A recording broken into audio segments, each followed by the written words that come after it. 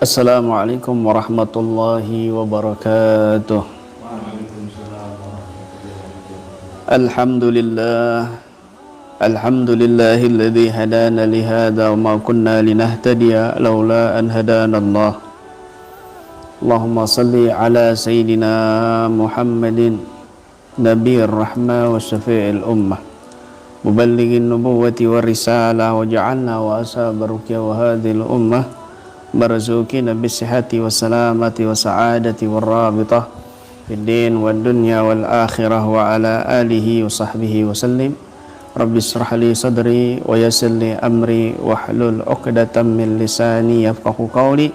Rabbana afriq alaina sabran wa tawaffana muslimin. Amma ba'd. Bismillahirrahmanirrahim. Qala al-musannifu rahimallahu wa nafa'ana bihi wa bi ulumihi fid dharain. Amin ya rabbal alamin. Wa min sifatil qabihati al-ujubu wa huwa i'tiqadul insani anna lahu minnatan wa lahu fadlan ala ahadin wal ujubu yuhbitul a'mala. Na'udzu billahi min ghadabillah. Dan di antara sifat-sifat yang buruk, sifat-sifat yang tercela adalah al-ujubu, yaitu ujub. Apa itu ujub? Wa huwa i'tiqadul insani, yaitu keyakinan seseorang manusia. Keyakinan seorang manusia anna lahu minnatan, bahwa dia memiliki keutamaan, walahu fadlan, dan memiliki keunggulan, ala ahadin, atas seorang pun. Wal ujubu, sedangkan ujub itu yuhbitul a'mala, meluluh lantahkan amalan-amalan ketaatan. Na'udzubillahi min ghadabillah, kita berlindung dengan Allah dari murka Allah subhanahu wa ta'ala. Jadi perkara yang wajib kita jauhi dari hati kita, kita bersihkan dari hati kita, kita hindari dalam kehidupan kita, terutama dalam ibadah kita, adalah ujub, yaitu rasa bangga diri. Meyakini pada dirinya bahwa dirinya memiliki keistimewaan ataupun keunggulan dari seorang pun. Ya. Karena dia mondok lama, merasa dirinya paling alim dari orang lain. Karena dia merasa dirinya memiliki ilmu yang luas, tinggi, merasa dirinya tidak ada yang bisa mengungguli dia. Tidak bisa mengalahkan dalam keilmuannya. Merasa dirinya ini lebih alim, lebih bisa dari semuanya, lebih hebat dari semuanya. Ini namanya ujub atau bangga diri. Ini namanya ujub atau bangga diri. Ya. Maka ini sangatlah tercela dan sangatlah tidak baik buat seorang yang beriman kepada Allah Subhanahu wa ta'ala. Dan bangga diri, ujub ini tidak bertengger di hati ulama-ulama salaf kita sedikit pun. Mereka orang-orang soleh yang terdahulu, yang kita ceritakan kisah-kisah mereka, sifat-sifat mereka, perilaku mereka di hadapan Allah, di hadapan Rasulnya, di hadapan makhluknya Allah. Kemarin-kemarin mereka ini tidak ada sedikit pun sekecil apapun rasa bangga diri pada hati mereka. Bahkan pernah Al-Habib Abu Bakar bin Abdullah Al-Idrus pada umur masih muda, umur mungkin 7 tahun atau 15 tahun, ketika beliau diajak membaca kitab Ihya Ulumuddin dalam salah satu rauhah pengajian di sore hari, beliau kaget. Waktu itu pembahasan masalah penyakit-penyakit hati, penyakit masalah riya, pamer, sombong, bangga diri dan sebagainya. Kaget ini anak muda ini, loh, kenapa ada sifat-sifat seperti ini? nggak pernah mendengar, nggak pernah ngelakuin, sampai kaget dia membaca kitab Ihya Ulumuddin. Di situ isinya semuanya menjelaskan tentang penyakit-penyakit hati waktu itu. Ya, juz yang ketiga itu bab masalah penyakit-penyakit hati. Beliau kaget padahal masih kecil, masya Allah. Kenapa? Saking dididiknya oleh keluarganya, tidak pernah ada rasa bangga diri, sombong, pamer dan lain sebagainya dalam keluarganya, sehingga ketika keluar diajak pengajian kaget. Kenapa ada sifat-sifat ini semuanya? Apakah ada sifat-sifat seperti ini pada manusia? Saking kagetnya, saking merasa dirinya ini hina daripada orang lain, masya Allah. Luar biasa. Jadi orang-orang dulu itu merasa dirinya ini paling hina dari orang lain. Ini orang-orang salaf terdahulu. Padahal amalan-amalan mereka ini besar. Amalan-amalan mereka ini tinggi, luar biasa. Tetapi mereka ini merasa dirinya ini kurang di dalam beramal. Mereka ini merasa dirinya masih rentan terkena azab Allah kelak di akhirat. Ya Allah. Kemarin kita ceritakan Malik bin Dinar, bagaimana Malik bin Dinar rahimahullah itu ketika dimintai untuk keluar rumah ikut sholat istisqa karena beberapa lamanya panas luar biasa, paceklik yang sangat menyengsarakan warga saat itu. Maka beliau menolak. Beliau menolak, akhab an tumtirus sama hijaratan minan nar alaina. Aku takut kalau aku keluar nanti ikut sholat istisqa bersama kalian, aku takut khawatir langit menurunkan hujan batu api kepada kita gara-gara aku keluar, karena merasa dirinya paling hina dari yang lain. Masya Allah, seperti itu. Bahkan ketika Muhammad bin Yasar, sahabatnya yang sama-sama soleh itu meninggal dunia, suatu malam beliau bermimpi sahabatnya itu, ma fa'alallahu bik ya Muhammad bin Yasar, apa yang Allah lakukan kepadamu wahai Muhammad bin Yasar? Maka Muhammad bin Yasar dalam mimpi itu mengatakan, ra'aitu wallah ahwalan wa zalazil idhaman shidada. Tiba-tiba dalam mimpi itu Malik bin Dinar pingsan. Apa yang Allah lakukan kepadamu wahai Muhammad bin Dinar? Engkau banyak ibadah ini dan itu. Maka Muhammad bin Dinar bercerita, demi Allah aku menyaksikan perkara yang sangat luar biasa, kegoncangan, ketakutan yang sangat besar. Maka Malik bin Dinar dalam mimpinya itu pingsan, dan ketika bangun dia bercerita kepada orang lain dan pingsan. Setiap kali bercerita itu tentang mimpi itu pingsan. Sampai suatu hari malam-malam beliau bercerita pada sahabat-sahabatnya, akhirnya pingsan sampai sakit 3 hari, setelah itu meninggal dunia.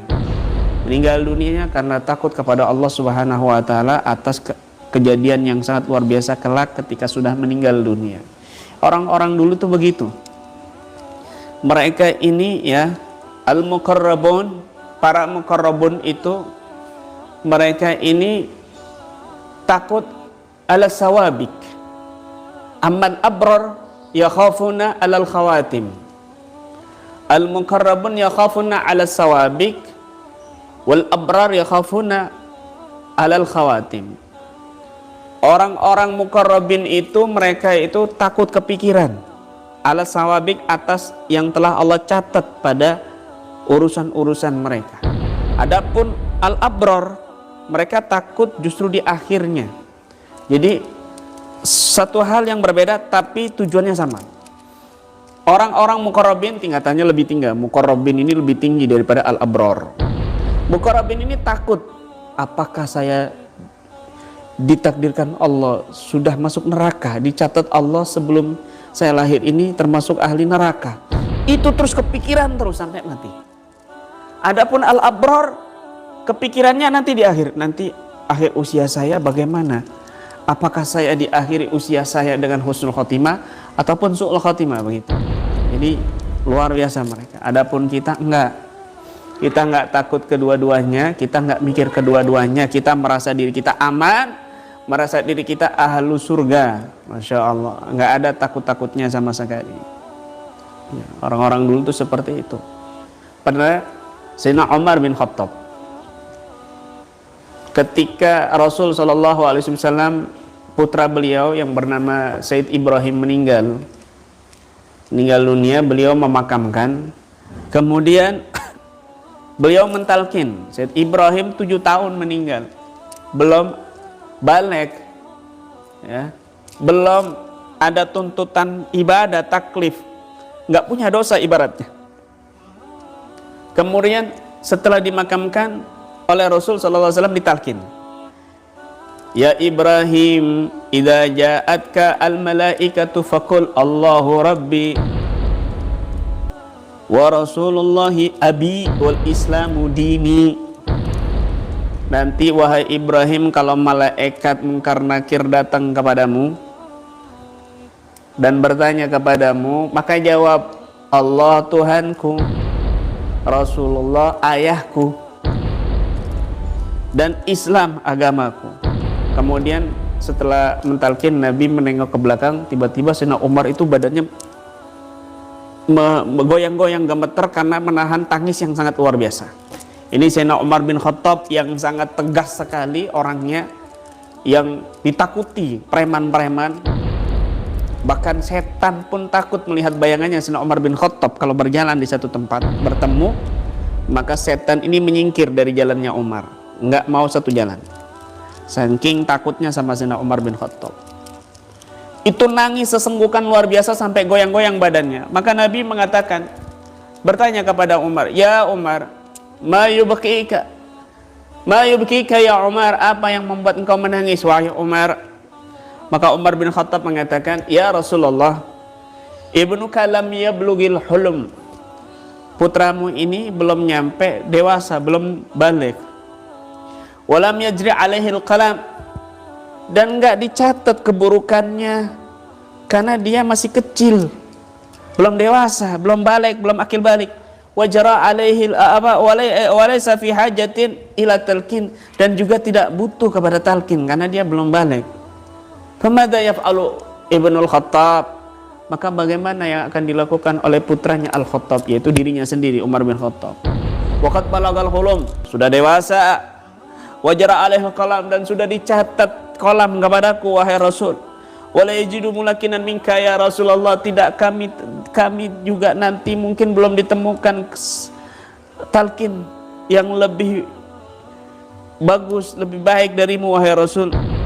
Engkau, si Ibrahim ini adalah putramu, engkau adalah abah daripada Ibrahim, tidak ada talqin yang lebih indah daripada hal itu. Maka Rasulullah terdiam sebentar, dan saat itu malaikat Jibril turun membawa wahyu Allah, salah satu surat Al-Quran, salah satu ayat Al-Quran. Karena kejadian ini, malaikat Jibril dititipkan ayat kepada Allah Subhanahu wa Ta'ala untuk menyampaikan kepada Nabi. Apa gara-gara Sayyidina Umar ini? Apa ayat itu? Yaitu yusabbitullahu alladhina amanu bil qawli sabit fil hayatid dunya wa fil akhirah wa yudhillullahu dhalimin wa yaf'alullahu ma yasha.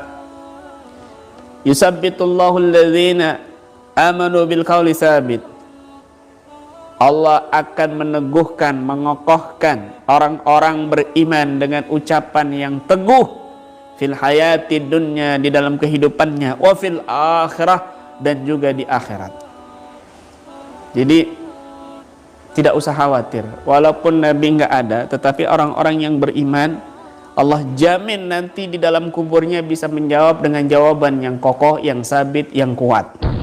Maka Sayyidina Umar saat itu akhirnya tenang. Masya Allah, itu rasa takutnya Sayyidina Umar bin Khattab. Bahkan beliau itu pernah mengatakan, seandainya ada seruan dari langit di hari kiamat, masuklah kalian ke dalam surga semuanya kecuali satu orang, la khasyitu an akuna ana dzalikal wahid, aku takut satu orang itu aku ternyata. Kalau seandainya ada seruan dari langit, semuanya masuk, penduduk surga masuk semuanya ke dalam surga, kecuali satu orang. Kalian semuanya wahai umat manusia masuk ke dalam surga kecuali satu orang. Aku takut menjadi orang itu yang satu. Aku takut ternyata satu orang itu adalah aku, kata Sayyidina Umar bin Khattab. Kemudian beliau melanjutkan, jika ada seruan dari langit di hari kiamat, masuklah semua manusia ke dalam neraka kecuali satu orang. La rajatu an akuna dzalikal wahid. Aku berharap satu orang itu adalah aku. Jadi seandainya ada seruan dari langit, semua manusia masuk ke dalam surga kecuali satu orang, aku takut orang itu aku. Dan seandainya ada seruan dari langit lagi, setelah itu keluar masuk semuanya ke dalam neraka kecuali satu orang yang masuk surga, aku berharap orang itu adalah aku. Jadinya seimbang, rasa takutnya dan harapannya itu seimbang. Nah, ini yang baik, ini yang bagus. Tidak semuanya itu rasa takut full luar biasa, tetapi ada harapan juga. Kita berharap kepada Allah Subhanahu wa taala ampunan. Cuma jangan tertipu, kita ini yang banyak dosanya, yang banyak perbuatan maksiatnya, justru malah harapan yang dibesarkan. Nah, ini tertipu. Jangan, seharusnya lebih banyak rasa takutnya, dan nanti ketika pas sakaratul maut kita banyakin harapan kepada Allah Subhanahu wa taala. Begitu. Masya Allah. Al-Habib Idrus bin Umar Al-Habsyi, seorang ulama besar, wali besar, manakibnya tebal, cerita karomah-karomahnya. Beliau suatu hari itu memerintahkan pembantunya untuk memotong kambing. Kambingnya ini besar, kambingnya subur, gemuk, paling besar kambingnya. Ketika dibawakan pisau dan mau memotong kambing, tiba-tiba pembantunya ini, pelayannya ini, ya, orang-orang yang khidmat kepada beliau, menemukan kambingnya sudah mati. Akhirnya laporan kepada Al-Habib Umar bin Abdullah Al-Idrus, Al-Habib Idrus bin Umar Al-Habsyi. Laporan kepada Habib Idrus bin Umar Al-Habsyi, wahai Habib, tadi aku mau motong kambing engkau, tapi ternyata kambingnya ini sudah mati. Tiba-tiba Habib Idrus bin Umar ini nangis sejadi-jadinya. Habib Idrus bin Umar Al-Habsyi ini nangis sejadi-jadinya, dan didengar keluarganya yang lain, sahabat-sahabat yang lain, sampai berdatangan semua. Ya Habib, kenapa engkau nangis? Gak usah khawatir, cuma satu, nanti aku ganti 10, aku ganti 20, aku ganti 100. Maka Habib Idrus bin Umar Al-Habsyi menjawab, bukan itu yang aku tangisi, bukan itu yang aku tangisi. Yang aku tangisi itu, aku bayangkan diriku sendiri, sudah banyak amalan ibadah, sudah banyak ketaatan yang aku lakukan, tetapi matinya dalam keadaan suul khotimah. Aku bayangkan diriku sendiri, naudzubillah min dzalik, tidak dalam keadaan syariat Allah. Masya Allah, orang-orang soleh itu apapun yang terjadi itu ada ibrah, pelajaran buat dirinya sendiri. Masya Allah, ya. Para a'immah khalifatur rasyidah, ya, para pengganti Nabi, khalifah-khalifah Nabi itu, Sayyidina Umar, Sayyidina Abu Bakar, Sayyidina Utsman, Sayyidina Ali bin Abi Thalib, mereka itu rasa takutnya besar sekali, ya, rasa takutnya besar sekali. Padahal mereka ini dijamin oleh Nabi SAW sebagai al-asra minas sahaba al-mubasysyirina bil jannah. Mereka ini sahabat-sahabat, ya, 10 sahabat yang mendapat kabar gembira langsung dari Nabi bahwa mereka ini akan masuk surga. Dijamin, ada jaminan masuk surga. Yang menjamin sendiri Nabi sendiri, Masya Allah. Tetapi mereka rasa takutnya masih ada. Ketika ada seseorang yang bertanya kepada mereka, kenapa kalian ini dijamin masuk surga oleh Nabi SAW, oleh Allah tentunya pasti, kenapa kalian masih takut yang sangat luar biasa, takut disiksa, takut masuk neraka? Maka salah satu mereka menjawab, Mereka menjawab, kami nakut bahwa kabar gembira itu, al-bisyarah itu ada syaratnya, dan kami khawatir syarat itu telah kami langgar. Masya Allah, la ilaha illallah Muhammad Rasulullah. Begitu ya. Kemarin sudah kita ceritakan bagaimana Sayyidina Ali Zainal Abidin,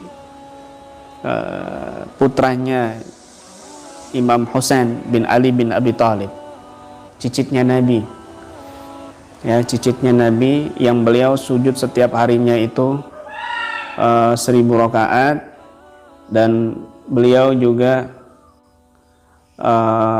sujud lama di dalam sholatnya. Maka beliau ini masih takut kepada Allah Subhanahu wa ta'ala, masih tidak mau mengucapkan talbiyah, takut jawabannya itu malah sebaliknya dari Allah Subhanahu wa ta'ala, la labbaik wa la sa'daik. Insyaallah. Begitu ya.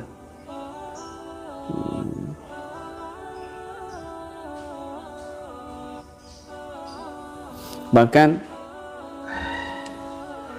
Imam Hasan Al-Basri ketika mendapatkan kabar ya, satu riwayat bahwa ada seseorang yang keluar dari api neraka setelah 1000 tahun, maka Imam Hasan Al-Basri, laitani kuntu dzalikar rajul li'annahu maqtu'un bil khuruj minan nar.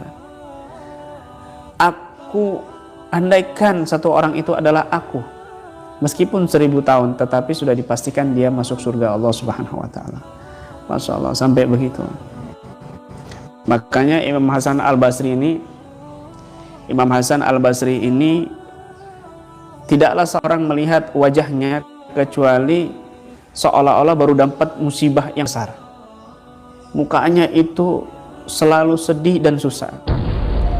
Mukanya selalu sedih dan susah karena terlihat Imam Hasan Al-Basri ini setiap malamnya menangis. Jadi orang-orang siang dan paginya itu melihat bahwa dirinya ini baru dapat musibah. Masya Allah. Mohon maaf, sini ada sedikit lampu mati.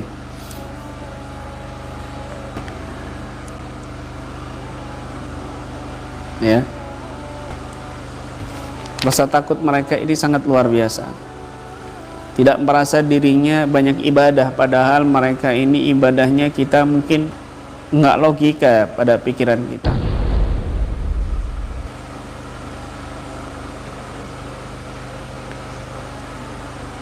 Sampai di antara mereka ini tidak mampu mengangkat kepalanya ke langit, nggak kuasa mengangkat kepalanya ke langit, selalu menundukkan kepala karena rasa takut dan malu kepada Allah Subhanahu wa ta'ala. Masya Allah.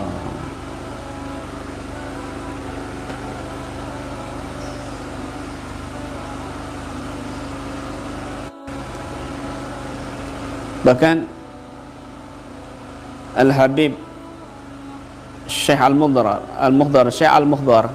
ada yang mengatakan Habib Umar bin Abdurrahman Al-Tas, ada yang mengatakan Syekh Umar Al-Mukhdar. Beliau itu pernah mengatakan, lau alimtu annallaha qabila li tasbihatan wahida la dayabtu ahla tarim salasata ayyam bil bur wal ham. Seandainya aku mengetahui satu tasbihku Allah terima, maka aku akan menjamu penduduk Tarim 3 hari dengan gandum dan daging. Masya Allah. Luar biasa. Padahal ibadahnya sangat luar biasa. Al-Habib Abdullah bin Husain bin Tahir, beliau itu la ilaha illallahnya 25.000 kali, tasbihnya 25.000 kali, la haula wala quwata 25.000 kali. Tetapi beliau ini juga sibuk dakwah, mengajar ke sana ke sini, dan setiap malam menangis kepada Allah Subhanahu wa ta'ala karena takut masuk neraka Allah Subhanahu wa ta'ala. Merasa dirinya ibadahnya masih kurang. Merasa ibadahnya masih kurang. Masya Allah. La haula wa la quwata illa billahil alil azim. Makanya kita ini yang banyak dosanya, yang banyak perbuatan maksiatnya, jangan sekali-kali merasa diri kita lebih unggul, lebih baik daripada orang-orang di sekitar kita. Jangan. Bahkan Al-Habib Abu Bakar bin Abdul Al-Idrus ketika beliau ini disuruh pergi mencari orang yang lebih buruk darinya, macet, mencari orang yang lebih buruk dari beliau, maka ketika keluar beliau melihat orang tua. Nah, ini orang tua ini lebih rendah dari aku. Disuruh abahnya nyari orang yang lebih rendah dari dirinya. Ketika keluar, ini masih muda, masih kecil. Ah, ini orang tua ini lebih hina daripada aku. Ketika mau dibawa, ya Allah, pengamalan ibadahnya, pengalaman ibadahnya lebih banyak daripada aku. Orang ini masih lebih baik daripada aku. Kemudian ketika berjumpa dengan orang yang berbuat maksiat, nah ini dia ini lebih hina daripada aku. Ketika mau dibawa ke abahnya, dia mikir, ya Allah, dia berbuat maksiat karena nggak punya ilmu. Aku ini punya ilmu. Kalau aku bermaksiat, aku lebih rendah daripada dia. Nah, dia lebih utama. Kemudian ketika mau pulang, dia ketemu anjing. Nah, anjing ini lebih hina daripada aku. Aku mau bawalah ke abah. Ini makhluk yang lebih hina daripada aku. Ketika dibawa, dia ingat di tengah jalan.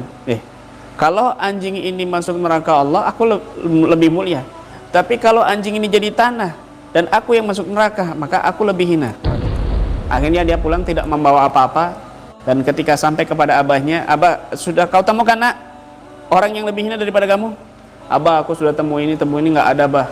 Akulah yang lebih hina, bah. Masya Allah, kau sudah jadi, wahai anakku. Keluar dari rumah tidak boleh ada dua wali dalam rumah ini. Al-Habib Abu Bakar bin Abdullah Al-Idrus. Padahal usianya masih muda saat itu, mungkin 7 tahun. Makanya beliau menjadi wali yang sangat besar, luar biasa. Banyak karomah-karomahnya, panjang kalau saya ceritakan di sini.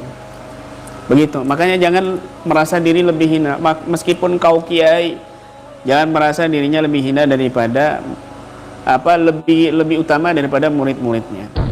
Belum tentu. Berapa banyak murid yang tinggi derajatnya di sisi Allah Subhanahu wa taala, itu juga banyak kisahnya. Ada satu kisah dari Bani Israel. Seorang ahli ibadah yang kemana-mana kalau jalan itu awan menaungi dia. Jadi nggak pernah ada bayangannya, seperti Nabi SAW. Jadi seorang Bani Israel ini, seorang ahli ibadah Bani Israel, jalan kemana-mana, mendung selalu ada di atasnya. Yang lain panas, dia sejuk terus. Kemudian ada salah satu preman di kampung itu, yang dia ini terkenal berbuat fasik, berbuat maksiat, mabuk, berzina, dan lain sebagainya.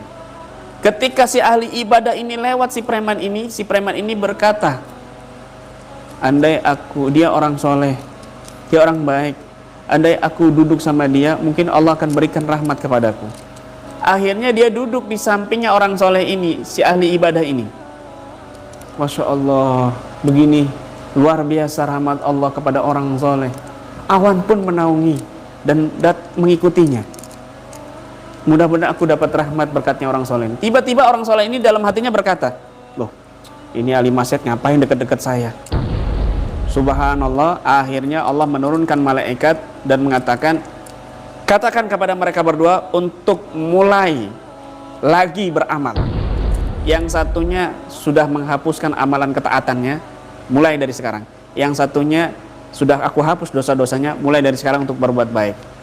Dalam riwayat yang lain, mendungnya pindah ke orang yang ahli fasik ini. Yang orang soleh mendungnya sudah nggak ada lagi, awannya sudah nggak dinaungi oleh awan lagi, berpindah derajatnya. Kenapa? Karena dalam dirinya merasa lebih baik. Masya Allah. Begitu. Ada satu kisah juga, seseorang, ya saya lupa, mungkin Hatim Al-Asam. Ketika ada orang minta-minta di tengah jalan, di pinggir mall misalnya, kemudian Hatim Al-Asam dalam hatinya berbisik, dikasih uang sama Hatim Al-Asam, masih muda kok kok nggak mau kerja, males minta-minta. Dalam hati ngomong. Tidak berapa lama, maka orang ini yang minta-minta ini membaca ayat Al-Quran menyinggung Hatim Al-Assam ini membaca ayat Al-Quran yang di situ mengatakan bahwa